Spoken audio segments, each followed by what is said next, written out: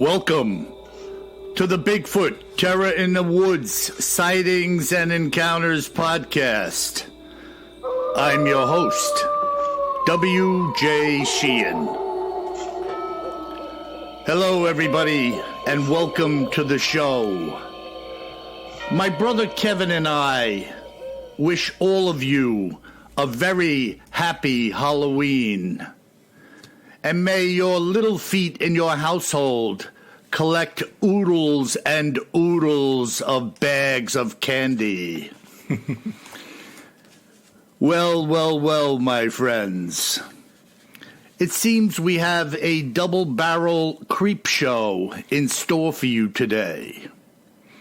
Beginning with Kevin's Cryptids in the News and History segment, which is going to make your hair stand on end. And followed by a witness saying that he has seen a werewolf in Arkansas.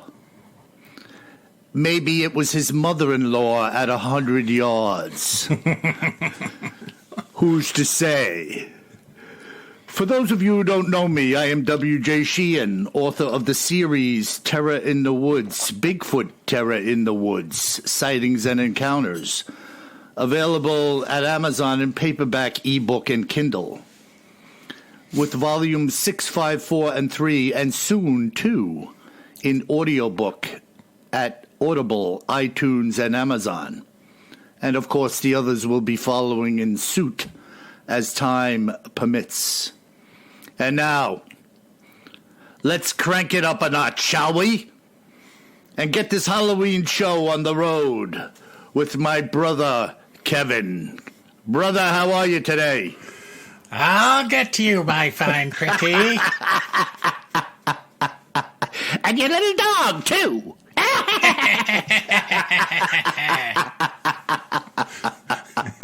I'll tell you, man, when I first saw that thing so many years ago, I can't recall.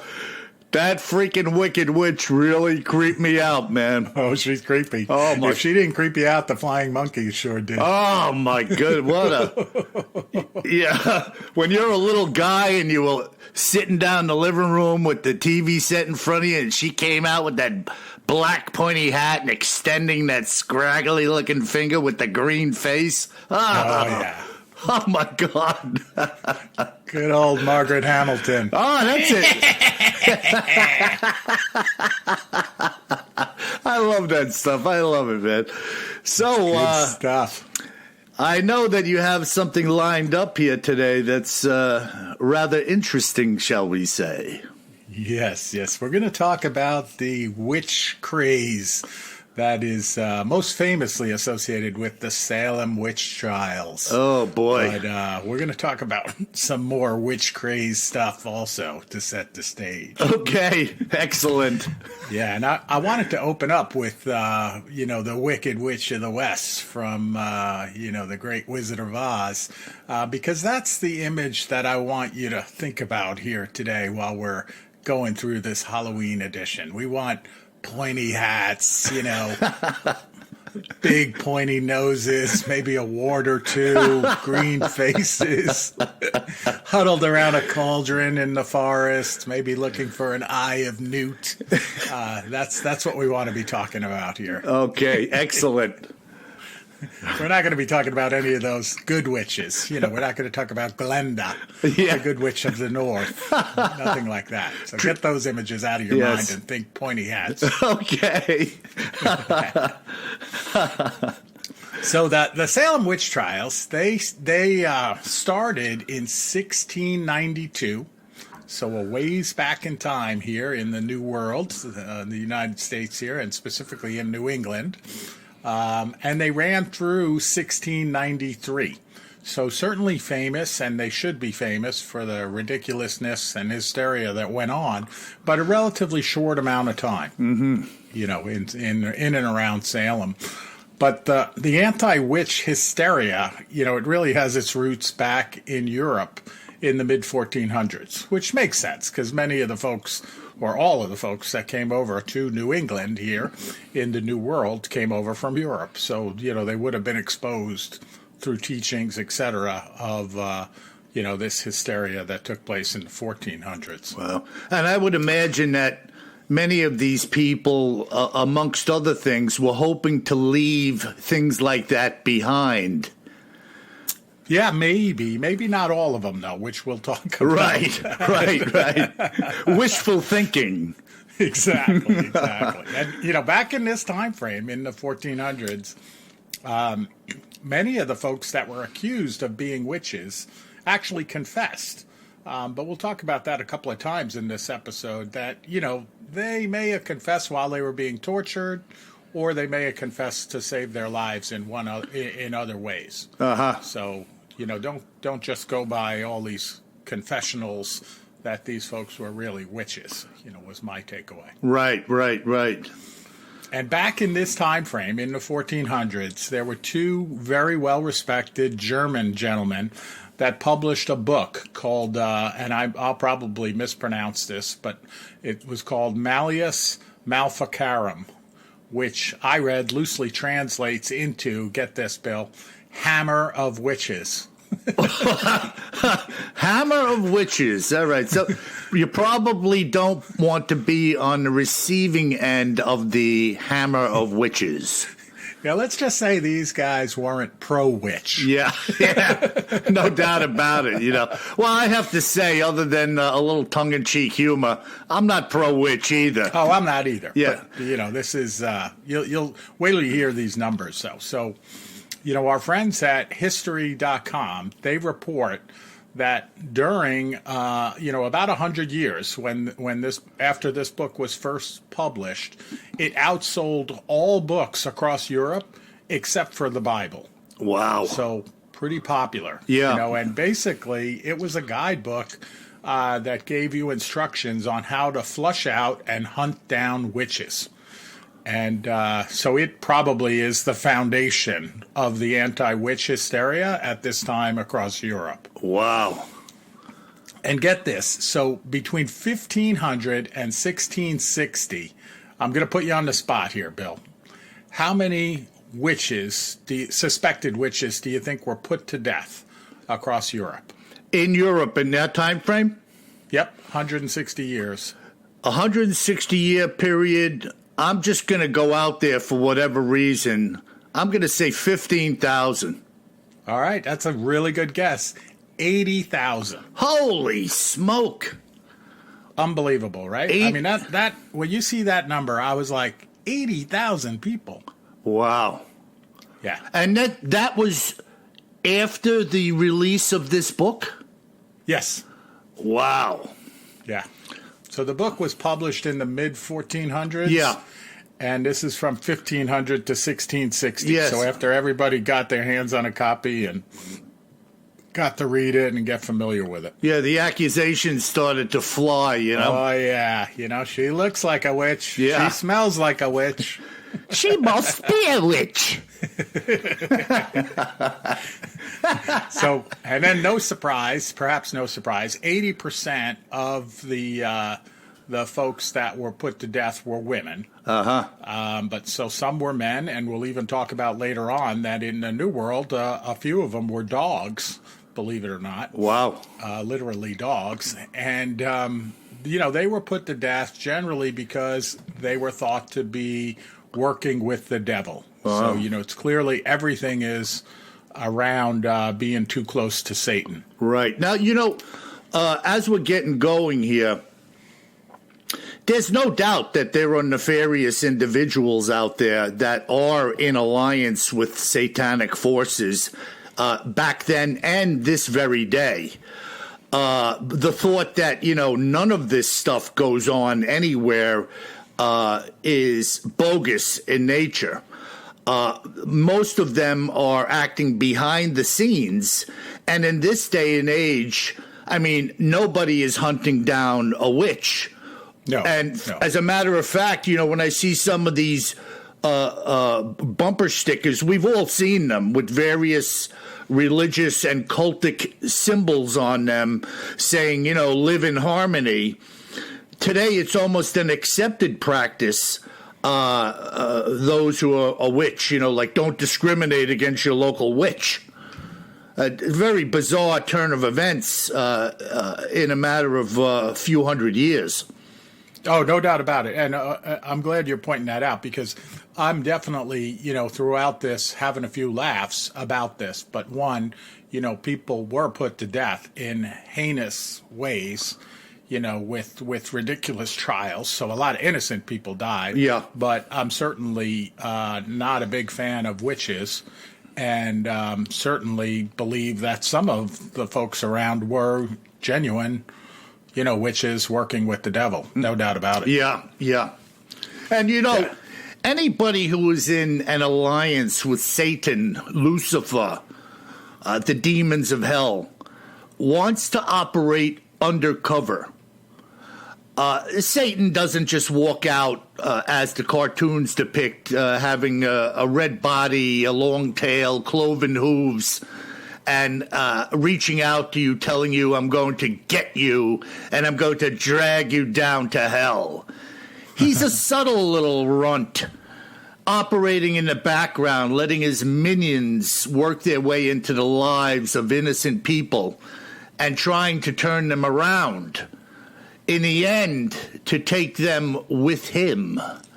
So the notion that this is some type of game or a good time was had by all is not true. You may have a good time now, but the day is coming when those good times end. Yeah, and after I get done with, this bit of research around the witch trials and that, Bill, if I forget, remind me to tell you my own witch story. Okay.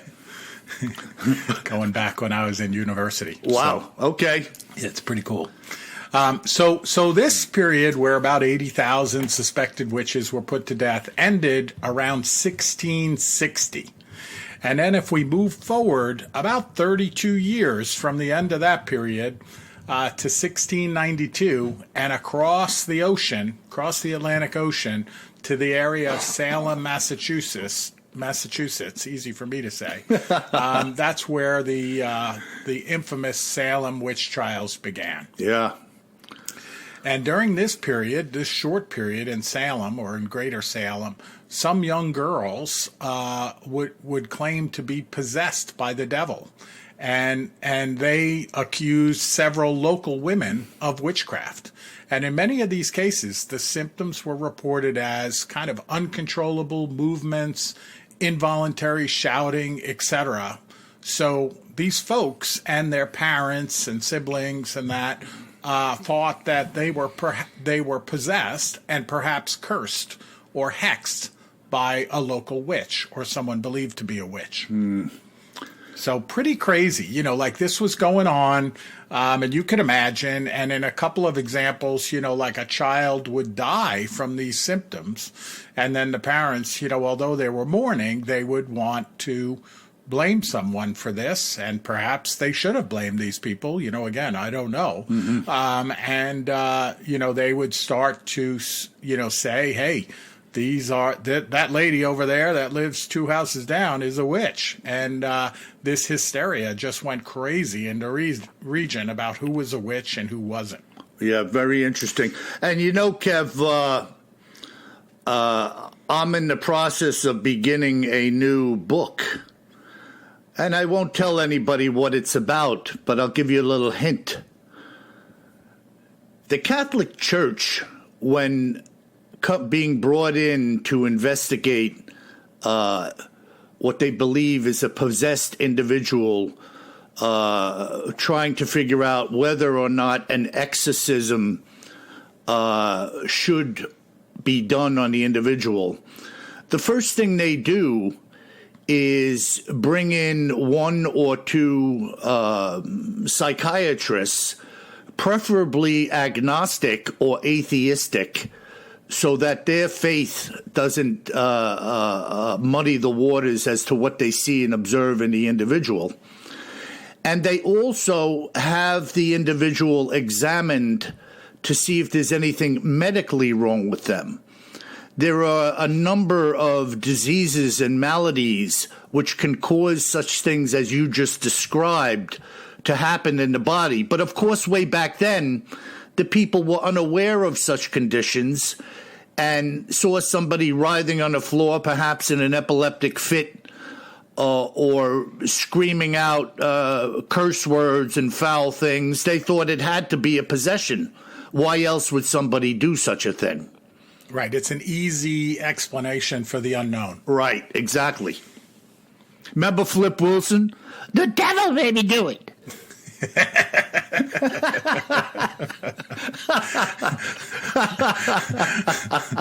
The devil made me do it. No, and they actually they talk about in some of the readings that I went through. They talk about the fact that there was now believed to be a fungus on some of the crops back then, like on some of the wheat that everyone would eat. That this fungus could cause symptoms like this. So as far as I know, no one has tied it together, but it's certainly plausible that the fungus created some of this problem. Well, it's incredible. So it's worth a step back, though. Oh, so first off, so this hysteria that was going on around Greater Salem led to the formation, actually, of a special court, a special legal court, because there were so many trials specifically related to whether someone was a witch or not. They had to form this special court. And after the court was formed, they executed about 20 witches. So, they right away, they were having these trials probably every day or once a week or whatever. And soon thereafter, 20 people were dead for being a witch. Wow. And I think it's worth to step back to look at the overall situation in New England at this point in time to see, how could this have happened? Like, how could this craziness have happened, or hysteria? Yeah. And, of course, this was a Puritan area. Mm-hmm. And, I went and I looked at, Puritan. And if you look at, of course, I've heard of it and studied it way back when. But if you look at Merriam-Webster's definition of a Puritan, so it's a Protestant group from the 16th and 17th century that was opposed to, some of the teachings of the Church of England. Right, so they were like a lot of the folks that came to the New World, didn't like what was going on in Europe, and in this case England, and came over to New England, northeastern part of the United States. Yeah. And then the second definition is one who practices or preaches a purer moral code than that which prevails. So kind of, they believe they're purer and stricter than everything around them. So I think if you look at that, then you start to think, okay, this might have had something to do with it, right? As they're sitting there being purer than everyone else, it's not entirely a Puritan region of the New World. They have their groups in neighborhoods, and maybe the neighborhood next door is not Puritan. So, they're thinking of themselves as being better and more pure and more holy.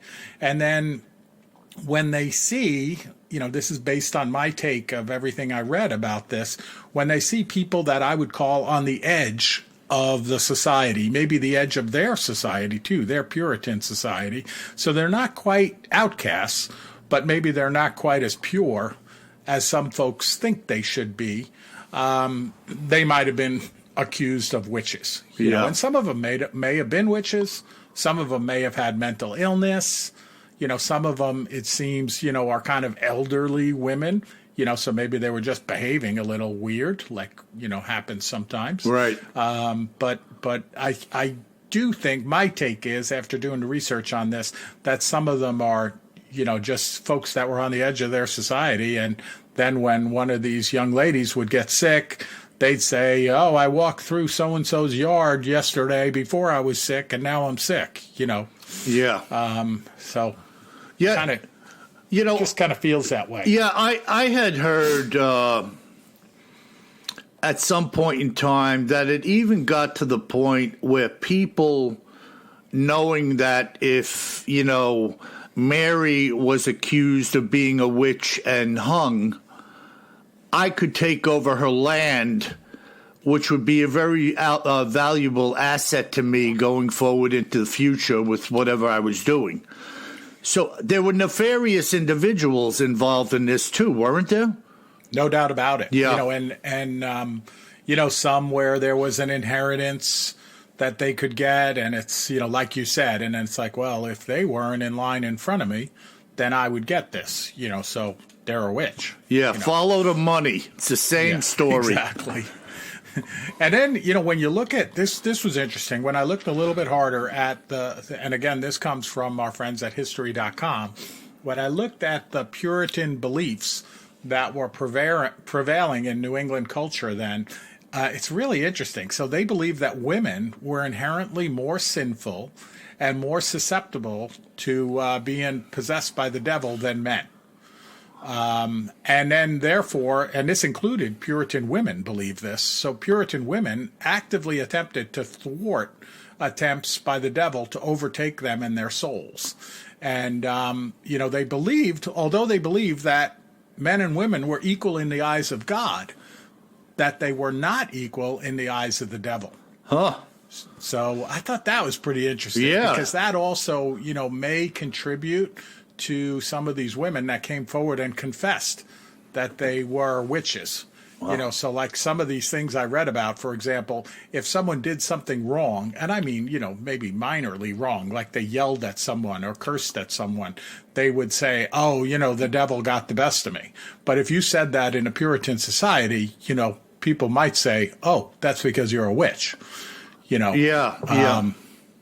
Where, we might say that today in society and people would never make the jump like, oh, you're possessed. It's more of an expression, right? Right. And also, when we talk about the wiles and trickery of the devil, these types of things generally don't happen quickly. It's more or less a process that generally begins with what I might call oppression and opening up of oneself into things that, shall we say, should not be looked into. Doors that should not be. Keep those doors closed. Yeah, like messing around with Ouija boards. Yeah. Seances. Things that people think are cool or neat or interesting, which later snowballs into something entirely different that they hadn't planned for. Yeah.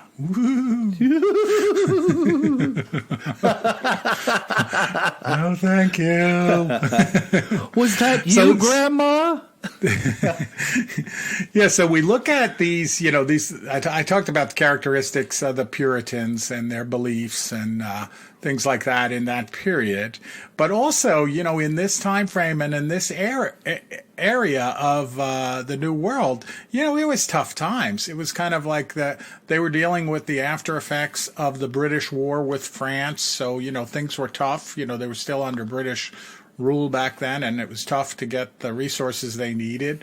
There was a smallpox epidemic going on, which, we can only imagine how horrible that was. And then you had the Native American tribes. We think of all of the friendliness, especially coming into Thanksgiving here in the United States, but they were genuinely afraid of attacks from neighboring Native American tribes. And then they had, apparently in this specific part of New England, they had a long-standing rivalry, the Puritans did, with the more affluent community in a place called Salem Town, which is, present-day Salem. So, generally they had a great fear of outsiders. Huh. And then you put all of this fear of the devil and fear of witches on top of it, and you could see how things could get crazy in a hurry inside their little community. Yeah, it was pretty much like an antisocial behavior on their part, aside from the fact that, they had their belief system and they were guarded about it.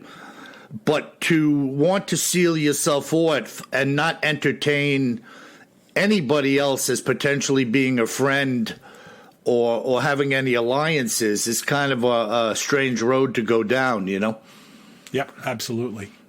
So, we're going to go back to give you some of these give you at least one more scary setting of a witch. To a few years prior to the Salem witch trials, but also in New England, there were a lot of trials and accusations in and around what we would call Hartford, Connecticut now. So northern Connecticut, northern central Connecticut. And one woman there that's written about a lot, her name was Ann Cole. She suddenly became affected and was shaking violently and spouting blasphemy, kind of like you're talking about, Bill. Yeah. And Cole blamed her bewitchment on her neighbor. Her neighbor's name was Rebecca Greensmith. I mean, sounds a little bit like a witch too. Right? Poor Rebecca. Just kidding. Yeah. And Rebecca was described by one of the townspeople as a lewd, ignorant, considerably aged woman. So you see what I mean of like being on the edge. Yeah. Of society. You know, I mean, she's considerably aged. Like, really? Like, that's something you're guilty of? Right. And Kev, you know, if you talk about lewdness, I don't even want to get into that today, but if you consider the behavior of a huge part of society today, talk about lewdness. If lewdness was a parameter for being condemned as a witch, well, you know, I could pick 50% of the people I have contact with and say, you're lewd and you're a witch. Yep. You know, very bizarre. Yep. So this started a cycle there in and around Hartford, especially around this particular case, where everybody started blaming others. And in fact, like there was another woman that was on trial for being a witch, and her husband came out and then accused Rebecca Greensmith of being a witch, probably to save his wife, right? Not necessarily that he knew anything about Rebecca Greensmith, but it's kind of like maybe there's just one witch and maybe my wife isn't a witch. But this is where we get into some of the creepy stuff. So when this trial of Rebecca Greensmith was going on, some of the damning testimony came from herself. So she admitted having familiarity with the devil and said that at Christmas they would have a merry meeting to form a covenant. And she even implicated her husband and said that she had met in the woods with 7 other witches, including her husband. Wow. So there we get back to, being out in the woods. And listen to this. So neighbors testified that they saw her and some of these other folks dancing with other women in the woods and cooking mysterious concoctions in black kettles. Wow. And this was admitted to by her, not under torture or any. She just admitted to this. I mean, you read about this that it's like in the trial she said this stuff. Yeah. So it's testimony. So it's interesting. Like, who knows if she was trying to save something? But this one sounds like she did something wrong, So we got that creepy stuff, but now we get into a little bit of the weirder, not weirder in a scary way, but weirder in a ridiculous way. And this brings me back to one of my most favorite Monty Python and Holy Grail skits. Right? Remember when they were accusing the woman of being a witch? I do have some memories of that. Okay. But basically, they're trying to figure out how they can prove that she's a witch. And they put her on this scale to see how much she weighs over the water. And it's kind of like if she sinks in the water, then she's not a witch. And she's innocent. But of course she drowns, right? So it's kind of ridiculous. Like if you float, you're a witch. If you sink, you're innocent. But if you sink, you drown and you're dead anyway. So great. So in Connecticut here, get this, they reported that at least 2 of the suspects were subjected to what they call the swimming test, in which their hands and feet are tied together and they're thrown into the water to test the theory that witches are unable to sink. Oh my God. The theory. If you don't mind, we're going to bind you hand and foot, to test out our theorem on witches' ability to float or sink. Please, have a seat over here if you don't mind, and let us get about our test. And if you sink, of course, you drown. Yes, you're innocent, but you're dead. Yes. So, I hope you don't mind. Unbelievable. So, that's, I guess that was a common way, or a somewhat common way, even in Europe, I'm sure, and that's the root of the Monty Python sketch, which I thought at the time when I saw it was just ridiculous, but, maybe it's based on what actually happened in Europe, and they brought that tradition over to the New World. Boy, oh boy. So, a few years went by after the Salem witch trials, and of course we got some new folks in political office, and sanity basically prevailed. They started to say, come on now, stop with all of this witch stuff. There's certainly other criminals going on in town. We don't have to tie up the courts and build special courts just so you guys can blame your neighbor for mysterious things that are happening. So, although this was really hysteria going on in New England, and a lot of people were put to death, sanity did prevail shortly thereafter. And to this day, there are folks fighting at various times to exonerate the names of their relatives who were accused of being witches in that time. Now, most of them, as I read, were exonerated since then through various acts of Congress, etc., whether it's local or national, their record was expunged from being a witch. Wow. Just incredible, man. And I'm sorry. Oh, go ahead. That woman's testimony, women creepy, dancing right? around in the woods around, cauldrons or pots, there's a lot of strangeness involved with that. And the roots of most of this stuff goes back to Satanism. Absolutely. Yeah. It's not anything that you really want to get involved in unless you. No, I'm not messing with it. So that leads me to my story from my university days, and I don't know if I ever told you this, Bill, but it's a fun. I usually tell it in a funny way, and usually my better half, my wife, tells the story to people we know. So before I met her in college, I wasn't dating anyone, and I met this beautiful blonde woman, and she was tall, long blonde hair, just gorgeous. And I was kind of shy, so I would see her around. And one evening, after studying, I asked her if she wanted to get a cup of coffee or something. And we did. We got a cup of coffee in the Union Building, and she invited me to come back to her room on campus. And I was like, okay, sure. And we're walking across campus, and we go into her room, and she has a pentagraph on the floor in the middle of her room, painted on the floor with, burnt down candles around the corners of the star. Yeah. And you still went in. Oh, no. The door opened, and I saw that, and I was like, oh, so what exactly is that?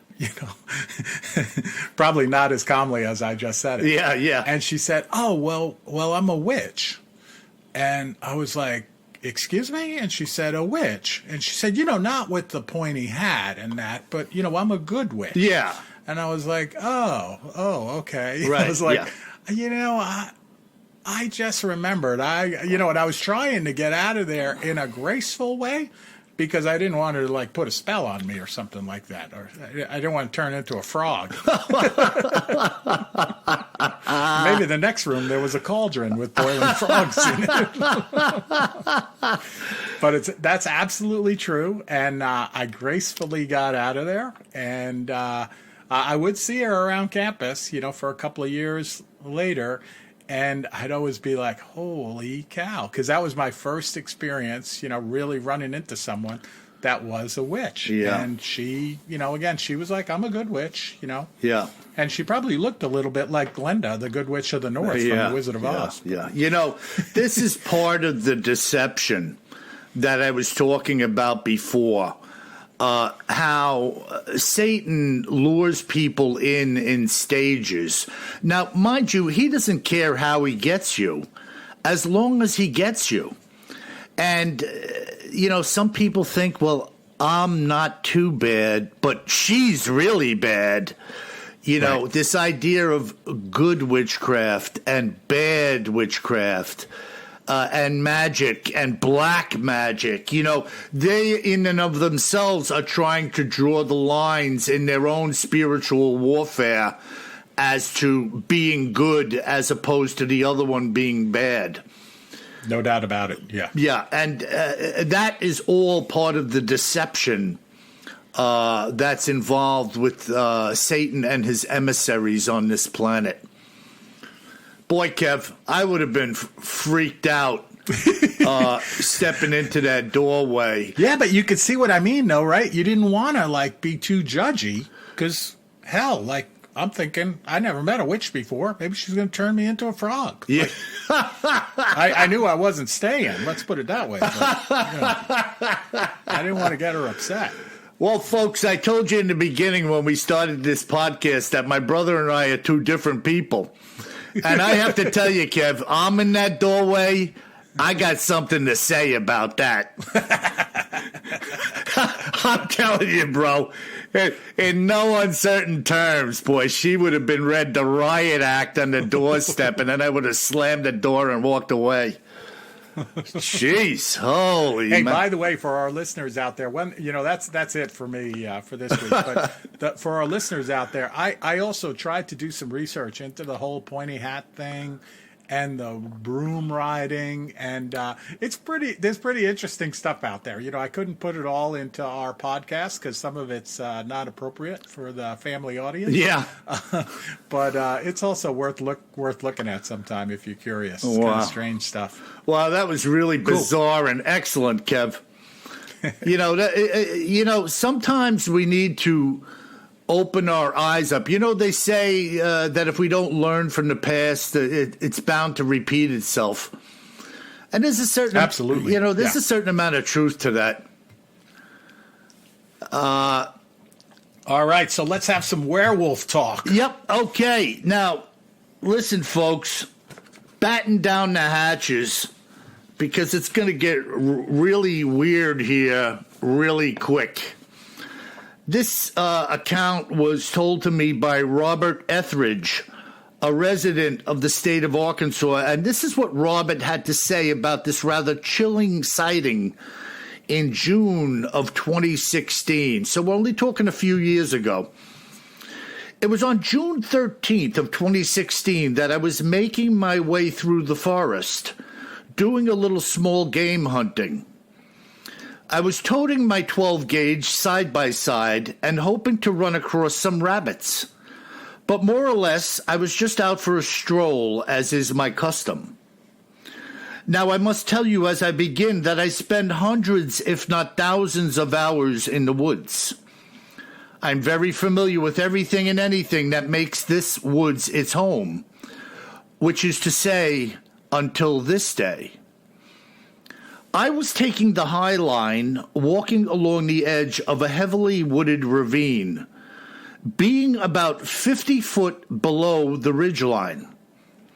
The ravine itself descended some 200 feet or so below me, and was so heavily covered in trees and low brush that from my position it would seem virtually impassable for man or beast. I was myself following a game trail that I knew would bring me out on the other side, having been through here before. I didn't know then, but I do know now, why suddenly I had the most unnerving feeling that I was being watched. We have all had this feeling, but this was different. I felt in such a way that imminent danger was approaching me or nearby. That's the only way that I can describe it to you. As I began to look around, trying to shake the feeling that had come over me, I suddenly noticed a patch of bright white below me in the undergrowth, which was as white as a bleached undershirt. Typically, when I'm in the woods, white color is usually acquainted with a deer's tail or the breast of a hawk or an owl. But this was much brighter and too large to be any of them. As I was staring at this white color in the brush, which was easily 200 feet or more away from me down within the side of the ravine, I was now able to make out a figure that I previously didn't realize was holding the white object. Its coloration somewhat blending in with the surrounding bushes. Keep in mind that at this point, what I was seeing was maybe an inch tall at the distance I was looking and with the naked eye. I set my shotgun down momentarily and pulling out my field glasses zeroed in on what was before me. I now had in focus a tall, wolf-like creature that was holding in its clutches a pure white cat, and I could see it clearly. The creature was standing in brush up to its waist, being surrounded on both sides and at its back with scrubby trees, and it was staring directly at me as I was at it. Its head was that of a wolf or an Alaskan husky dog. The snout was long and tapered, and I could actually see its fang teeth protruding from its jowls. It had triangular-shaped ears that were pointing straight up, and long but muscular arms were hanging from its sides. This wolf man was standing perfectly still on two legs, just like a human being, and it was clutching a white, apparently feral cat in its hands. I could make out what were long finger-like appendages, which were tipped with black hawk-like talons, with the cat's fur being bloodied in a number of spots. This creature was staring directly at me, and I almost couldn't stand looking at it through the lenses.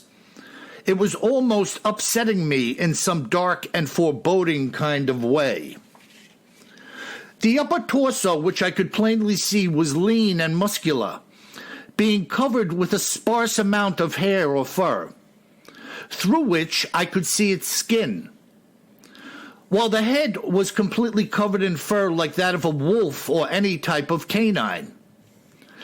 Based on the surrounding bush's height throughout the ravine, I estimated its height at being some 7 feet.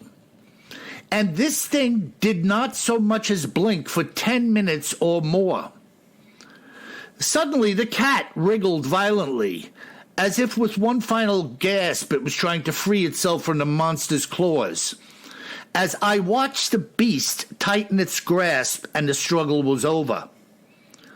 I took my shotgun in hand and backtracked out of the woods, the entire time feeling as though I was being followed by this beast. Having now seen this wolf man, I have never returned into this area of the woods again. My feelings being now that this creature could have torn me limb from limb had it been given the chance to do so. And the feeling that I had while we were staring each other down was that of pure and unadulterated evil. This thing was a demon from the pit of hell. What do you think of that, Kevin? Whoa. That's an appropriate Halloween story. Yeah, I mean, Super creepy with the snout and the talons, Oh, yeah, man. Now, a lot of people have seen something that this man described as a wolf man, and they refer to this creature as the dog man. Right. The descriptions of it are almost always pretty much spot on with what this guy said. Even the Rougarou, which I believe is like all in the same category, the Rougarou sightings are different than a Bigfoot in that they talk about something tall and lanky and vicious and dog-like and the extended snout, the teeth, very different. It has nothing to do with a Bigfoot. This is No, I agree. And for our new listeners, we have episodes out there on Dogman and Rougarou. So yeah, if you haven't listened to them, check them out. Yeah, but this guy in the woods alone, I mean, Man, could you imagine like seeing that, like you talked about how you'd behave differently than me when I ran into the witch on campus, right? How about seeing this? He says it's, far enough away that it appears to be, what did he say, an inch tall or something like that? Yeah, I mean, if you're looking at something in a fair amount of distance, it looked tiny. Kind of like, the tip of your thumb or whatever in the distance. But then you're going to look a little bit more at this thing? Holy cow. Yeah, well, I mean... Like, how does this story end that's positive? It can end. You're going to die. Oh, my goodness. Imagine... I mean, even with the shotgun. Side-by-side shotgun? No. That's not the weapon of choice. Oh, my goodness, man. I can only imagine looking through these binoculars and kind of honing your focus in on this thing. And now you're like, what the? Oh, man, I can't imagine. Now, that to me, okay, so Bigfoot, again, like like we mentioned, one of the witnesses said in one of our recent podcasts where, he's frightened, but it's more strange that he's seeing what he has been told his whole life is not possible to see.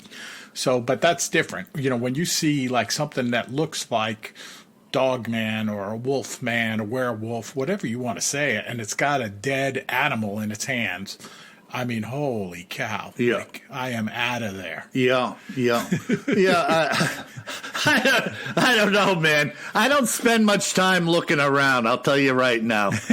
I grab my side-by-side and I start legging it out of there. Exactly. Rapid transit, if you catch my drift. Exactly. That might be like a Swiss Army knife equivalent when you're dealing with that creature. Like, I don't know. I'm not going to stab a bear with a Swiss Army knife, and I'm not going to take on a wolf man with a side-by-side shotgun. No.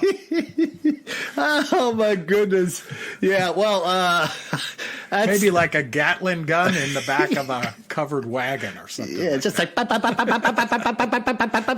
until you see the pieces flying off, Exactly. Maybe. And then it could be like the Terminator movie where the hands started to move. Well, yeah, then it's kind of like if it's true werewolf, don't you need like a silver bullet or something? Yeah, I don't know. I don't know. I don't want to know. Good story, though. That's good. Really good for Halloween. I like it. Yeah, creepy stuff. So, my brother, what do we have from our listeners today? Anything good? Cool. We got some good listener mail, so let's jump into it. Okay. We have from Tino in Costa Rica, so down south of us. Okay. I love what you men are doing. Don't change anything. Your uniqueness makes you stand alone.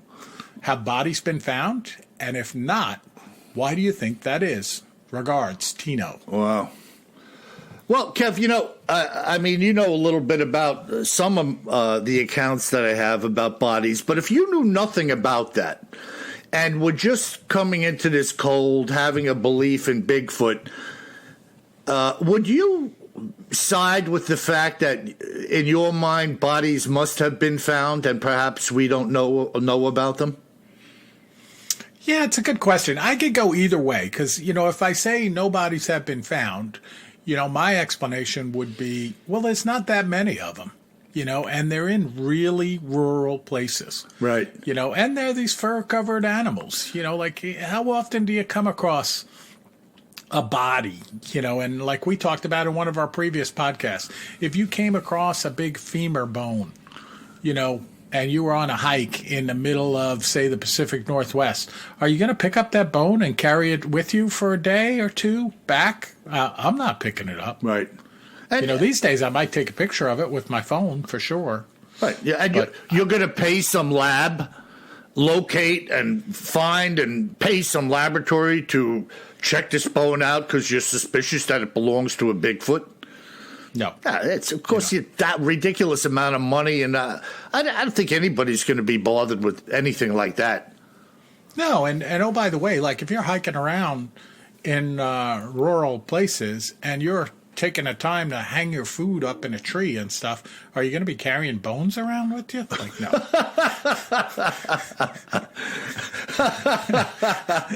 Yeah, no, and in some of the accounts in my books, if you believe it, there have been bodies found.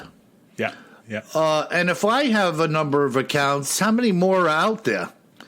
So I don't know. I don't have a lot of confidence in the integrity of all of the people and organizations around me to believe that everybody's laying things out there for all to see.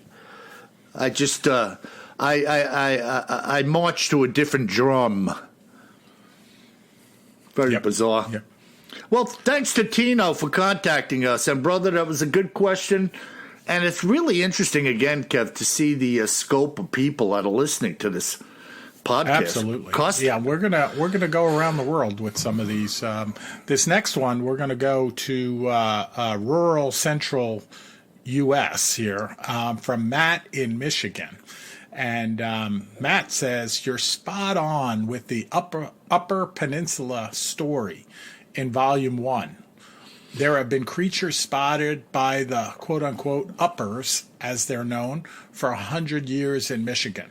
Great show, and keep up the investigations, Matt. And, for those international folks, when you look at a map of Michigan here in the United States, the upper part of the state is called the Upper Peninsula. And it's I've actually never been there, but it's rumored to be one of the most beautiful parts of the United States. And it's also very rural. And we were talking about, like, Dogman earlier. Some of the most famous Dogman sightings are in the Upper Peninsula. Incredible. And we had talked, Kev, that I spoke to this woman probably better than a month ago, who actually, her and her family had a number of large tracts of land in that area. And my understanding was, in talking with her, that these were not houses they lived in on a regular basis. They would go up there to get lost in the woods and, whatever, take a week or two off. And she had an encounter in that area where a Bigfoot creature, was running along what she described like the woods in a swamp, keeping track with her in her geo-tracker truck. So that being true, and I have no reason to doubt these people, but these creatures are just there, still there. Yeah. They have no reason to leave. And it is, like you said, it's certainly a rural place, and my understanding is, too, that most of the people up there live there part-time.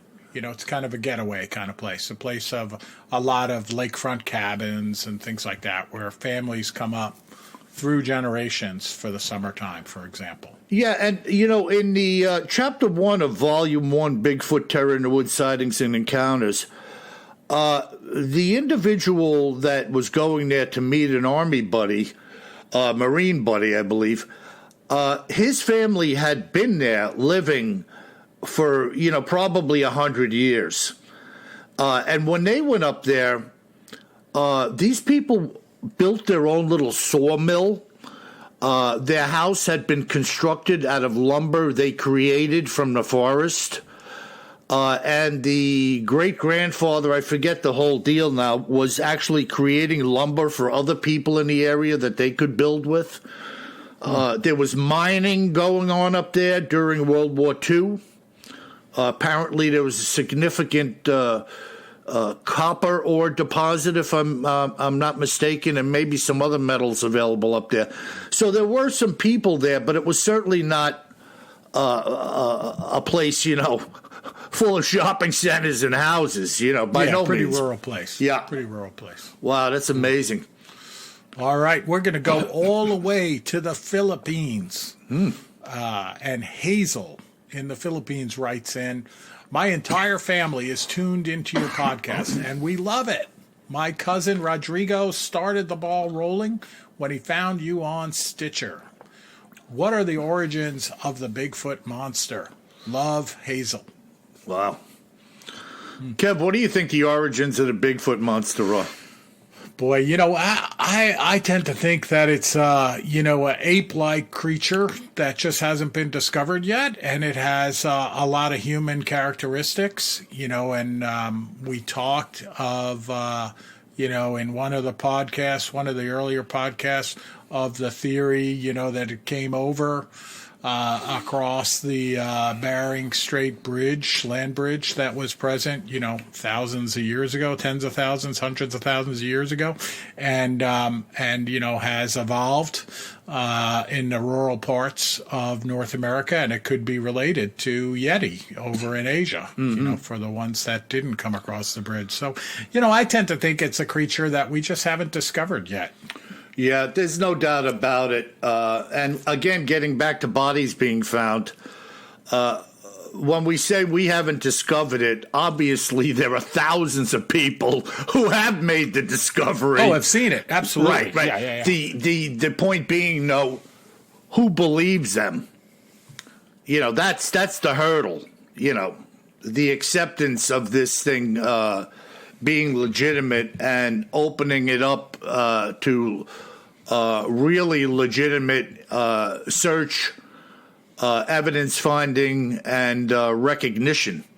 And my own theory, Bill, is that I think, of course, there's a lot of hoaxers out there for sure. No doubt. And I think when other creatures were discovered and documented for the first time, take like you've talked about gorillas, for example, when they were first discovered.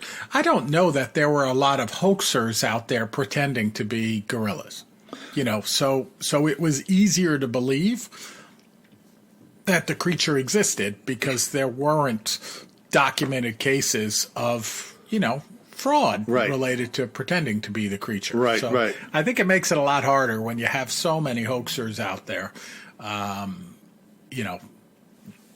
pretending to have seen or pretending to have been perhaps, a Sasquatch or a Bigfoot. Right, and that's the thing. When you take these, write these stories, people call me all the time. I was telling you about that fella I spent a couple of hours with the other night. I mean, just incredible. If it's not true, it was a great story. And but you just can't. But then we see people that are senators and lawmakers and law enforcement personnel, right? Very credible witnesses that have a lot to lose. You go back to the Bauman encounter. You have President Theodore Roosevelt writing about it in a book that's basically, a factual encyclopedia. Yeah. And he's including that account. So it's not all, goofiness by any stretch of the imagination. Right. And, again, you don't hear anybody talking in high places about Roosevelt's Bauman encounter. Nobody even mentions it. No. I mean, that's something you just kind of learn about when you're in the Bigfoot business. If I hadn't been involved in the Bigfoot or with the Bigfoot creature in the way that I am, I would have never known about the Bauman account in Teddy Roosevelt's The Wilderness Hunter. And I mean, I don't mean to keep singling that out. I think it's thrilling. I think it's great. But there's so much more. Yep. Cool. All right. Our last note came in from Steven in Northern California, which, of course, my comment is that's definitely a hotbed of Bigfoot. So great show. I think I know the area where the gold digger spotted that female Sasquatch. Uh-huh. Which, of course. And when I have time, I'm going to check it out for myself. Wish me luck. Yeah, there you go, brother. Good luck, Stephen. And then he goes on to say, I regularly hunt in this area and have heard many things, including branches being broken and something in the woods running in a deliberately noisy fashion on a couple of occasions. I believe it was Bigfoot, but I have seen nothing. Why do you think they do these types of things? Thanks for the time the two of you spend putting this show together. Stephen. You're welcome, Stephen. Thanks for the kind note. Yeah, that is awesome. I mean, you throw stuff out there, and here this guy kind of recognizes from the little bit of info that I think I know what they're talking about. And he says that when he's out hunting, he hears these, what he calls deliberately noisy actions in the woods.